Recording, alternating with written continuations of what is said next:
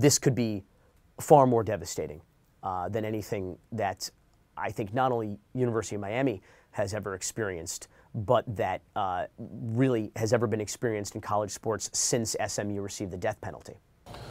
Well, when I first got to school today, I walked into the locker room getting ready for school, and a couple of my teammates came up to me and they just told me what was going on. And I was pretty shocked, and so far I haven't heard anything from the coaches, so I'm just waiting to hear. I do not believe under no circumstances that any of those kids was involved in taking any money from this guy. Because again, like I say, we would have heard about it. You know, I mean, it's just like any sugar daddy. Anybody on the street, any of these guys up under here, any of these guys at the park, we all would have heard about it. Oh, there's a guy that's giving money away, giving free money away. Nobody heard about this. Situation here that we're working through right now. I'm as surprised as all of you, and I'm learning and gathering information as you are. Yeah, I think you shouldn't take away from what Coach Golden have accomplished. What he's doing and working so hard to do with bringing in kids just because of something that happened 10 years ago. That's out of his power, that's out of our power. There's nothing we can do about it. But the only thing we could do is avoid it from happening again. But as of now, there's nothing we can do about the past. You're Ponzi scheming, you're the scum of the earth, you know, and you're around here, you know, giving kids prostitutes. You know what I mean? He needs to get more time for that.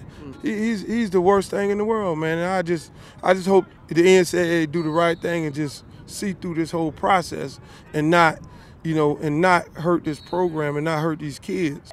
This man, Nevin Shapiro, was endorsed by the University of Miami administration. His face was put on a plaque outside of the door that read the Neville Shapiro Student Athlete Lounge. I met him 2 times. I'm telling you, this dude is bad news. Because you could tell the demeanor is a very bad demeanor this guy has. It's like he walks around like, I own the University of Miami. And the players that are already there are scared, you know, of what's going to happen to the program. It's a real good program. And had a lot of good success in the past years, and very rich on tradition. You know, you don't want to lose that. Back in 1997, there were some pretty severe sanctions against the University of Miami, stopped short of what has become known as the death penalty, which SMU experienced years before that, which essentially gutted the football program, and it has yet to recover to this day. University of Miami lost about 30-plus scholarships over 3 years, lost a bowl game.